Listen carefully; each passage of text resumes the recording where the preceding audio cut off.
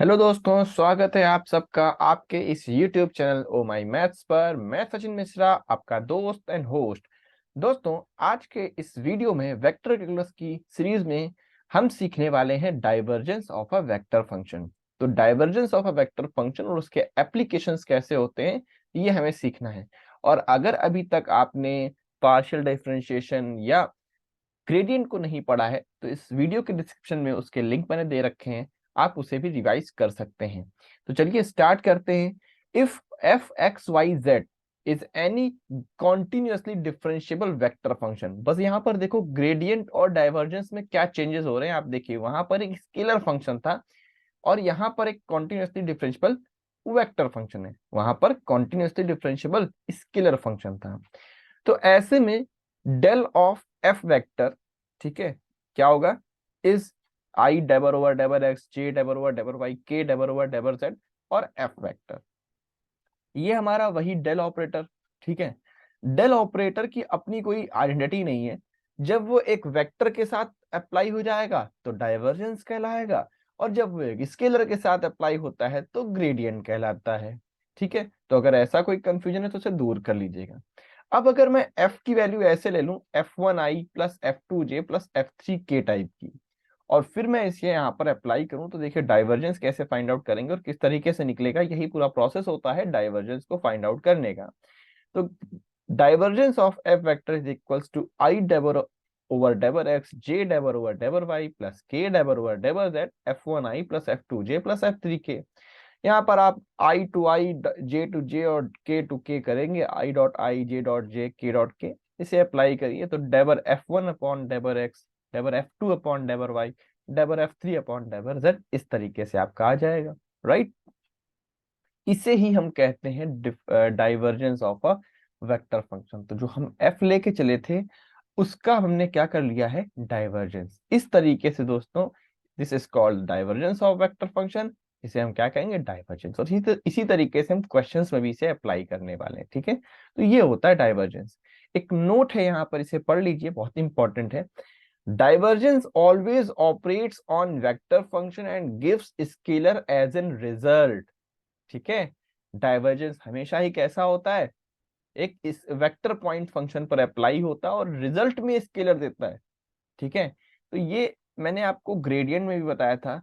Gradient क्या होता है हमेशा एक स्केलर पर अप्लाई होता है और रिजल्ट में क्या देता है, एक वेक्टर फंक्शन देता है। ठीक है, कोई भी वेक्टर फंक्शन दे सकता है जो भी आंसर आ रहा हो। और डाइवर्जेंस क्या होता है, एक वेक्टर फंक्शन पर अप्लाई होता है और रिजल्ट में क्या देता है, एक स्केलर फंक्शन देता है। और अगर ग्रेडियंट और डाइवर्जेंस की बात करो तो इनके लिए जो ऑपरेटर हम यूज करते हैं, डेल ऑपरेटर, उसकी वैल्यू वही सेम रहती है।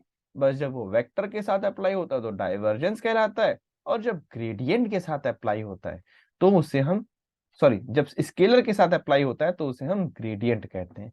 तो ये फर्क होता है इन दोनों में। ठीक है, तो ये क्लियरिटी बहुत होना जरूरी है आपको कि आप कब क्या कर रहे हो और कैसा आपको रिजल्ट मिलेगा, ताकि अगर कोई मिस्टेक हो जाए आपसे एग्जाम में लिखते टाइम या टिक करते टाइम, तो आप अपनी मिस्टेक को वहीं पकड़ लें। चलिए ये क्वेश्चन देखते हैं, एक example. Find the divergence of F vector X Y Z I 3x² Y J plus X Z square minus Y square Z K at point 2 - 1 0। ठीक है, divergence of F is equal to, हम इसे del dot F लिख सकते हैं। तो del की value क्या होती है, आई डेबर ओवर डेबर एक्स प्लस जे debar over debar Y plus K debar over debar Z, और यहाँ पर हो जाएगा X Y Z I plus 3x² Y J plus X Z square minus Y square Z K. अब क्या होगा, I dot I, J dot J और के डॉट के को अप्लाई करना है। ग्रेडियंट में क्या होता था, हमें इस पूरे को ले जाकर के ऑपरेट करना पड़ता था क्योंकि एक स्केलर होता था। यहाँ पर सिर्फ आई आई, जे जे और के को ऑपरेट करना है। तो डेबर ओवर डेबर एक्स, आई वाला पोर्शन एक्स वाई जेड, जैसा मैंने ऊपर आपको F1 F2 में करके बताया था।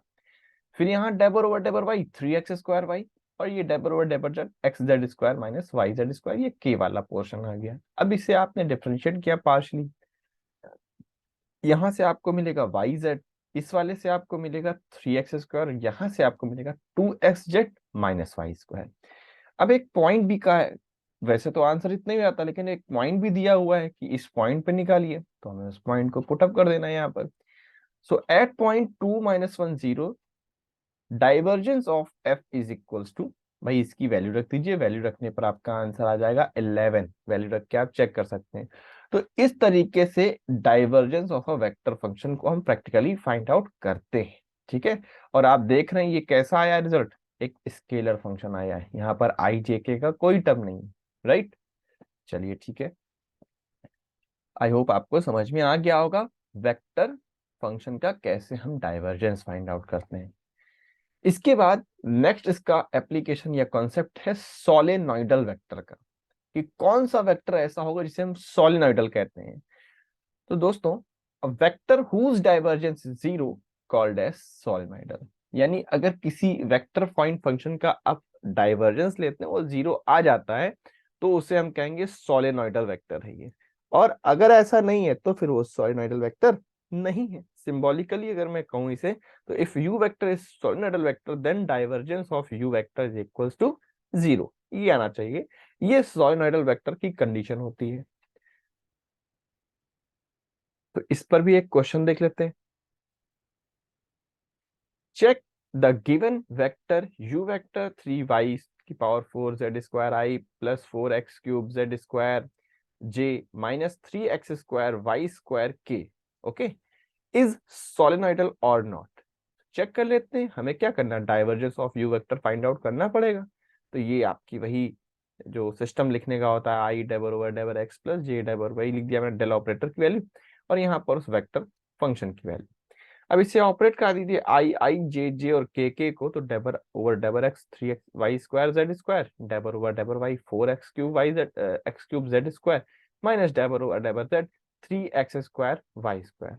आप देख रहे हैं यहाँ पर x का कोई फंक्शन नहीं है, यहाँ पर y का कोई नहीं, यहाँ पर z का कोई नहीं है, तो इन्हें डिफ्रेंशिएट करने पर ये भी जीरो, ये भी जीरो, ये भी जीरो, ओवरऑल में जीरो आ गया। तो क्योंकि आपने डाइवर्जेंस लिया u वेक्टर का और वो जीरो आ गया है, ठीक है, तो इसका मतलब क्या हुआ कि ये वेक्टर कैसा है, सोलेनोइडल वेक्टर है। ओके, तो ये सोलेनोइडल वेक्टर की आपकी कंडीशन कंप्लीट होती है। और इसमें कोई बहुत टफ कॉन्सेप्ट नहीं होता है, इसलिए एक क्वेश्चन करा के मैंने आपको प्रैक्टिकली भी समझा दिया कैसे करना होता है। आसान सी बात होती है, आसान सा कॉन्सेप्ट है। आगे बढ़ते हैं और बात करते हैं divergence of position vector. Position vector जैसा कि हम लोगों ने ग्रेडियंट में भी, मैंने आपको पिछली वीडियोस में अगर आपने देखी होगी वहां भी समझाया था, लेकिन वहां पे और यहाँ पे थोड़ा सा आसान है। वहां बहुत सारे एप्लीकेशन बनते हैं, यहाँ इतने ज्यादा एप्लीकेशन नहीं बनते हैं। मतलब क्वेश्चन तो बहुत सारे हैं आप लगाओ, लेकिन बहुत ज्यादा वेरिएशन नहीं है, ठीक है। तो अगर आर वेक्टर की बात करें तो X I Y J Z के, इसे पोजीशन वेक्टर कहते हैं। मॉड आर या आर की वैल्यू क्या होती है, ये होती है, आपको पता है, ठीक। सबसे पहले डाइवर्जेंस ऑफ आर वेक्टर के बारे में देखते हैं। और मैंने आपको बताया भी था कि जब हम आर वेक्टर के ऊपर डेल ऑपरेट करते हैं तो डाइवर्जेंस होता है, अगर आपने मेरी पिछली वीडियो देखी हो, ठीक है। क्योंकि वेक्टर है तो हमेशा क्या होगा, डेल ऑपरेटर डाइवर्जेंस कहलाएगा। तो अगर डाइवर्जेंस लेते हैं तो आई यानी डेल ऑपरेटर की वैल्यू लिख दी, और ये R vector I X J Y K Z apply कर दीजिए, 1 1 1 3 आ जाएगा आंसर। तो ये तो बहुत इजी सा हो गया डाइवर्जेंस ऑफ आर वेक्टर। इसके बाद कुछ प्रॉपर्टीज देखेंगे और फिर कुछ क्वेश्चन और लगाएंगे आर के ऊपर। अब प्रॉपर्टीज क्या होती हैं डाइवर्जेंस की? सो प्रॉपर्टीज ऑफ डाइवर्जेंस में friends, if F and G be two vector function and phi is a scalar function, मैंने तीन चीजें लेट कर ली कि एफ और जी जहां पे भी आएंगे तो वेक्टर फंक्शन है, और फाई जहां पे भी आता है तो वो स्केलर फंक्शन है। तो इनकी प्रॉपर्टीज क्या है कि अगर दोनों वेक्टर को आप प्लस कर रहे हैं या माइनस कर रहे हैं और फिर उसका डाइवर्जेंस ले रहे हैं, ठीक है, तो इसका कोई फर्क नहीं पड़ता, आप सेपरेटली भी उनका डाइवर्जेंस लेके उन्हें प्लस और माइनस कर सकते हैं। Divergence of F vector plus minus divergence of G vector, ऐसे कर सकते हैं। दूसरी प्रॉपर्टी ये है कि अगर किसी स्केलर और वेक्टर का मल्टीप्लाई हो रहा है तो इसे हम कैसे ओपन करेंगे, ठीक है। तो इसे ओपन करने में क्या होगा कि आप लिखेंगे del of phi dot F vector plus del dot F vector into phi. यहां पर बहुत प्रॉब्लम आती है। अब आपको लग रहा होगा हम डाइवर्जेंस कर रहे हैं तो ये सब जगह जो लिखा हुआ डाइवर्जेंस है, लेकिन मैं आपसे ये कहूंगा कि यहां पर इस ब्रैकेट में जब आप देख रहे हो तो ये ग्रेडियंट है और इस वेक्टर में ये डाइवर्जेंस है इस ब्रैकेट में। आपको लगेगा ऐसा क्यों? अरे भाई डेल ऑपरेटर है और ये फाई कैसा है? ये फाई एक स्केलर फंक्शन है और ये एफ कैसा है? ये एक जो है तो हमारा दोस्तों ये जो हमारा एफ है ये एक वेक्टर फंक्शन है। ठीक है, तो जब वेक्टर फंक्शन पे डेल ऑपरेट होता है तो डाइवर्जेंस होता है और जब स्केलर पर ऑपरेट होता है तो ग्रेडियंट होता है।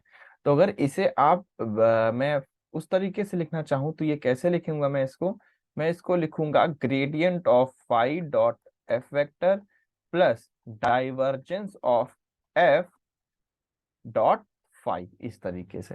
तो ये आपको समझना बहुत जरूरी है और बहुत बड़ी रॉकेट साइंस नहीं है इसमें। आप जब भी देखो डेल ऑपरेटर लिखा है, अगर वो स्केलर फंक्शन पे ऑपरेटर है तो आपको समझ लेना है कि यहाँ पर ग्रेडियंट है, और जब वेक्टर फंक्शन पे ऑपरेट हो रहा है तो आप समझ जाएंगे ये डाइवर्जेंस है। तो उसी तरीके से आपको उसे सॉल्व कर लेना है, और सॉल्व करना तो आसान होगा, ये लिख करके एग्जाम में, एंट्रेंस एग्जाम में आ जाएगा। तो ही यहाँ पर दिक्कत होगी कहाँ पर ग्रेडियंट और कहाँ पर डाइवर्जेंस है, क्योंकि वो सिर्फ और सिर्फ डेल ऑपरेटर नहीं लिखेंगे, वो ग्रेडियंट और डाइवर्जेंस के फॉर्म में आपको लिख के देंगे ताकि आप कंफ्यूज हो जाए। ठीक है, तो इसका आपको याद रखना है, ध्यान रखना है। आगे बढ़ते हैं, नेक्स्ट प्रॉपर्टी को देखते हैं, del dot del of phi. ठीक है, del dot del of phi, यहां पर भी देखिए अब दिमाग लगाना है हमको। तो मैंने इसको लिखा है divergence of gradient of phi. अब मैंने आपको ये सोचना है कि एक जगह डाइवर्जेंस और एक जगह ग्रेडियंट क्यों लिखा है, क्योंकि जब आप डेल डॉट डेल और फाई कर रहे हो, पहले तो ये स्केलर फंक्शन है, ठीक है, तो इनके रिजल्ट से क्या आएगा, ये यहाँ पर स्केलर तो क्या अंदर क्या होगा, ग्रेडियंट ही होगा, ग्रेडियंट ऑफ फाई होगा। अच्छा, इसके रिजल्ट से क्या मिलेगा, हमें वेक्टर मिलेगा, और जब इसके रिजल्ट से वेक्टर मिलेगा तो फिर जब वेक्टर के ऊपर हम डेल ऑपरेट कराएंगे तो इसको क्या कहेंगे, डाइवर्जेंस ऑफ वी, या वेक्टर जो भी आएगा। तो इसलिए अंदर तो मैंने ग्रेडियंट लिखा है, बाहर क्या लिखा है, डाइवर्जेंस लिखा है, और इसमें भी रिजल्ट में जो आपको लास्ट मिलेगा वो एक स्केलर मिलेगा, क्योंकि देखिए यहां से आपको आई जे के में मिलेगा, और ये डेल ऑपरेटर यहाँ पर क्योंकि डाइवर्जेंस कर रहा है तो ये भी आई और जे और के में होगा, तो डॉट डॉट होकर के वापस से क्या मिल जाएगा आपको, स्केलर ही मिल जाएगा। तो सिर्फ लर्न कर लेना, बहुत लोग आपको सिखा देते हैं लर्न करने को, लर्न करने के साथ साथ एक एक वर्ड की इंपॉर्टेंस आप समझ सकते हैं यहाँ पर क्या हो रही है, और ये समझ लिया अगर दोस्तों, तो फिर दोबारा ये चीजें प्रॉब्लमेटिक नहीं होने वाली। कब डाइवर्जेंस लिखना है, कब ग्रेडियंट लिखना है, और आंसर क्या होगा। और इसे डायरेक्टली आप ऐसे भी लिख सकते हो कि डेल स्क्वायर ऑफ फाई, और answer debar square by phi upon debar X square. यानी डायरेक्टली अगर अप्लाई करना हो कहीं तो आप डायरेक्टली ऐसे अप्लाई कर सकते हैं, आपका आंसर आ जाएगा। यानी आई जे के का कोई मतलब नहीं है, बस आप 2 टाइम डिफरेंशिएट कर लीजिए, एक्स के रिस्पेक्ट में हो, वाई के रिस्पेक्ट में हो, जेड के रिस्पेक्ट में हो। लेकिन यहाँ डाइवर्जेंस और ग्रेडियंट लिखने का मतलब क्यों आ रहा है, वेक्टर फंक्शन मिलेगा, स्केलर मिलेगा, इंट्रेंस एग्जाम में इन चीजों के ऊपर क्रॉस क्वेश्चन मिलते हैं। इंट्रेंस एग्जाम्स में आपको नॉर्मल 1+1 = 2 नहीं पूछता, उसे भी पता है अगर 1+1 देंगे तो आप 2 कर लेंगे, ठीक है, वो कुछ और देंगे आपको। तो ये कॉन्सेप्ट पे आता है इंट्रेंस एग्जाम में। एकेडमिक होगा तो सिंपल प्रूफ करना होगा, आप कर देंगे, लेकिन इंट्रेंस एग्जाम एक अलग कॉन्सेप्ट पर खेले जाते हैं। चलिए आगे देखिए, if A vector is a constant vector, ठीक है, अगर ए वेक्टर को एक कांस्टेंट वेक्टर तो डाइवर्जेंस ऑफ ए वेक्टर क्या होगा, 0 होगा। यानी कि अगर डाइवर्जेंस ऑफ ए 0 हो रहा है या तो फिर इसका आप जान सकते हो कि कांस्टेंट वेक्टर हो सकता है। चलिए अब इसके बाद मैंने 2 एप्लीकेशन लिए हैं पोजीशन वेक्टर वाले, जैसे क्वेश्चन आपको मैंने इंग्रेडिएंट में बताए थे। अगर आपने नहीं देखे हैं तो पिछली वीडियोस को प्लीज देख लें, इस वीडियो के डिस्क्रिप्शन में भी मैंने दे रखा है उन वीडियोस का लिंक। तो यहाँ पर अब क्या हो रहा है, लिखा del dot R to the power N R vector.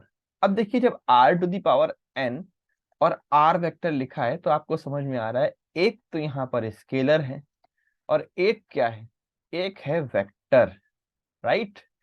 तो जब स्केलर पे ऑपरेट होगा तो क्या होगा, डेल, स्केलर पे ऑपरेट होगा तो ग्रेडियंट कहलाएगा, और जब वेक्टर पर ऑपरेट होगा तो क्या कहलाएगा, डाइवर्जेंस। जैसा मैंने भी ऊपर आपको बताया था वही एप्लीकेशन यहाँ पर देखिए, मैंने यहाँ पे भी लिख रखा है, ये स्केलर है और ये वेक्टर है।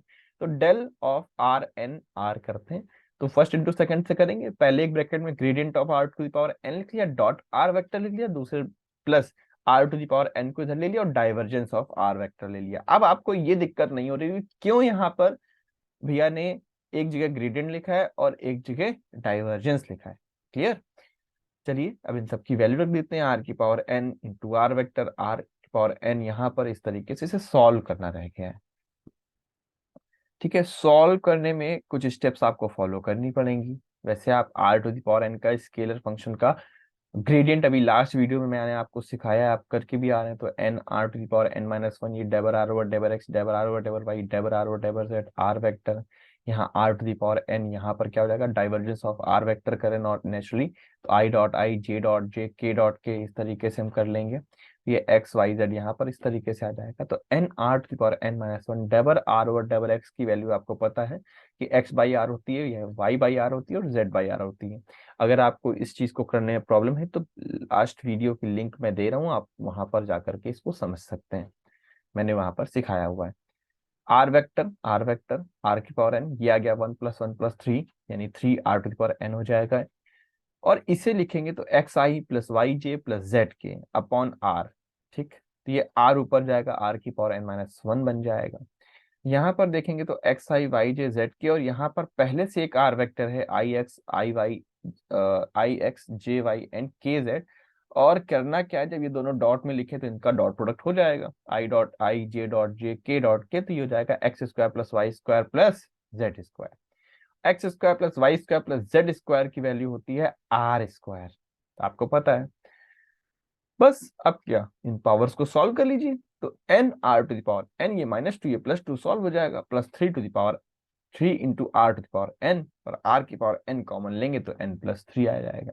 आप इस क्वेश्चन को देखिएगा, चाहे ये किसी भी यूनिवर्सिटी का बीएससी का एग्जाम रहा हो एकेडमिक में, बीसीए का एग्जाम रहा हो, बीटेक यानी कि इंजीनियरिंग मैथमेटिक्स का एग्जाम रहा हो किसी भी बच्चे का, या फिर ये किसी भी TGT PGT GATE IIT JM UGC NET JRF किसी भी एग्जाम में अगर आप पिछले 3 से 4 साल के एग्जाम को देखोगे, तो अगर आप 4 क्वेश्चन पेपर देखोगे तो 4 में से 2 क्वेश्चन पेपर में ये आपको आया हुआ मिलेगा।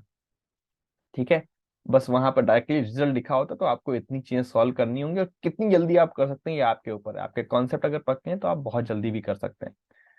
ठीक है, तो अगले क्वेश्चन की तरफ चलते हैं, और अगला क्वेश्चन है हमारा डाइवर्जेंस ऑफ, और इस क्लास का लास्ट क्वेश्चन भी है, डाइवर्जेंस ऑफ आर कैप। तो divergence of R cap, R cap हमें पता है क्या होता है, यूनिट वेक्टर होता है, तो इसको हम लिख सकते हैं divergence of R vector upon R, क्योंकि आर कैप का नहीं पता हमें कैसे होना है, लेकिन आर वेक्टर अपॉन आर का हम जानते हैं कैसे कर सकते हैं। तो इसमें हम जनरली न्यूमरेटर अपॉन डिनोमिनेटर का कॉन्सेप्ट लगा देंगे, हो जाएगा। तो ये डेल ऑपरेटर डाइवर्जेंस की वैल्यू लिखी मैंने यहाँ पर, R vector I X J Y K Z upon R. ठीक, अब अगर इसको आप अप्लाई करेंगे, I dot I J dot J और के डॉट के करेंगे, तो यहाँ पर debar over डेबर X X by R, debar over debar Y Y by R, debar over debar Z Z by R. ऐसा लग रहा है कोई गाना गाना सा प्ले हो रहा है। ठीक है, अब यहाँ पर भी वही बात आ गई कि किसी एक को सॉल्व कर लीजिए, क्योंकि एक जैसे हैं सारे। ठीक है, सिमिलरली काम हो जाएगा। तो debar over डेबर X X by R किया मैंने, इसमें न्यूमरेटर पॉन डिनोमिनेटर वाला केस लगा दिया है। ठीक है, दो स्केलर फंक्शन है यहाँ पर, क्योंकि एक्स भी स्केलर है और आर भी स्केलर, यहाँ पर आर वेक्टर नहीं है।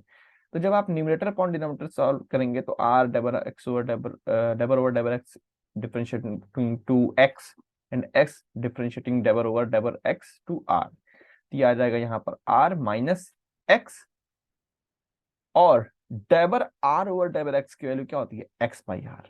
इसे सॉल्व करने पर क्या आ जाएगा, one upon are minus x square by are cube. आप देख सकते हैं यहां से यहां तक आपको पहुंचने में कोई प्रॉब्लम नहीं होगी। और इसी तरीके से अगर आप डेबर ओवर डेबर वाई को लिखेंगे तो क्या आ जाएगा, one upon r y square by are cube. और जेड के लिए लिखना चाहेंगे तो भी आप आसानी से लिख सकते हैं। तो debar over debar Y, Y upon R की वैल्यू आ जाएगी one upon are minus Y square by are cube.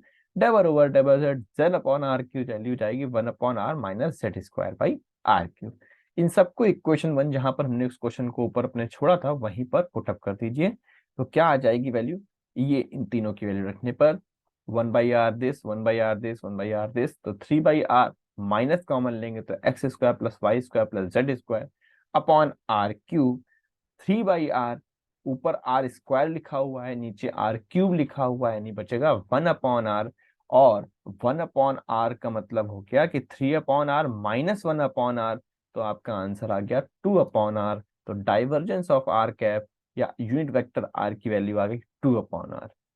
और मैं फिर से आपको कह रहा हूँ, ये दोनों ही क्वेश्चन बहुत इंपॉर्टेंट मेरे लिए। मैं कोई भी क्वेश्चन आसान सा ले सकता था आपको समझाने के लिए, मैंने लेकिन नहीं लिया, क्योंकि ये क्वेश्चन आप, फिर से मैं कह रहा हूँ, किसी भी बीएससी के एग्जाम में देखेंगे, एमएससी के एग्जाम्स में देखेंगे, या बीसीए के अगर एग्जाम्स में देखेंगे जहां पर पहले सेमेस्टर्स में मैथ होती है, बीटेक एलिमेंट्री मैथ में आप देखेंगे, या फिर आप जो है तो गेट, ठीक है, UGC net, IIT jam, TGT, PGT, या जीआईसी लेवल का कोई भी एग्जाम हो, आप इन दोनों क्वेश्चन को सर्च करिएगा।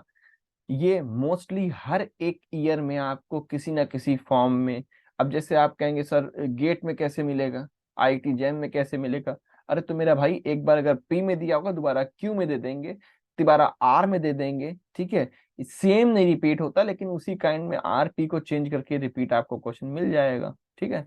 मैथ्स है, मैथ में पी को पी मिल जाएगा ऐसा जरूरी नहीं है, पी का क्यू मिल जाए, हमें तो पी को कैसे सॉल्व करना है उस प्रोसेस को ध्यान देना, फिर उसके लिए क्यू हो तो क्यू को सॉल्व कर लेंगे। दोनों ही क्वेश्चन आपको बहुत सारे एग्जाम्स मिलेंगे। तो कोशिश मेरी ये रहती है कि जो भी मैं एग्जाम्पल्स लूँ वो आपको किसी ना किसी एग्जाम में आए हुए मिल जाएं, क्योंकि एक स्टूडेंट की सोच ये होती है कि क्लास में तो आसान क्वेश्चन कराए जाते हैं, एग्जाम में टफ आते हैं, वो नहीं होते हैं। तो मैं आपको वही क्वेश्चन ले रहा हूँ जो आपके एग्जाम्स में कहीं ना कहीं आए हुए हैं, जिनसे आपको कुछ ना कुछ समझ में आए और आपको भी ये कॉन्फिडेंस आए कि बहुत आसानी से ये हो सकते हैं, ठीक है। तो दोस्तों आज की इस वीडियो में इतना ही। आई होप आपको मेरा कंटेंट अच्छा लग रहा होगा। अगर आपको मेरा कंटेंट अच्छा लग रहा है, आप वीडियो को पसंद कर रहे हैं, तो प्लीज लाइक शेयर कमेंट करें और अपने दोस्तों के बीच, अपने फ्रेंड सर्कल के बीच सब्सक्राइब करें, शेयर करें और सब्सक्राइब करवाएं चैनल को, और करें भी सब्सक्राइब, ताकि आप मेरे अगले वीडियोस को तुरंत आप तक एक्सेस हो पाए उन वीडियोस की, और आप अपनी प्रिपरेशन को एक बेटर वे में आगे लेके जा पाए। So thank you very much and that's all students.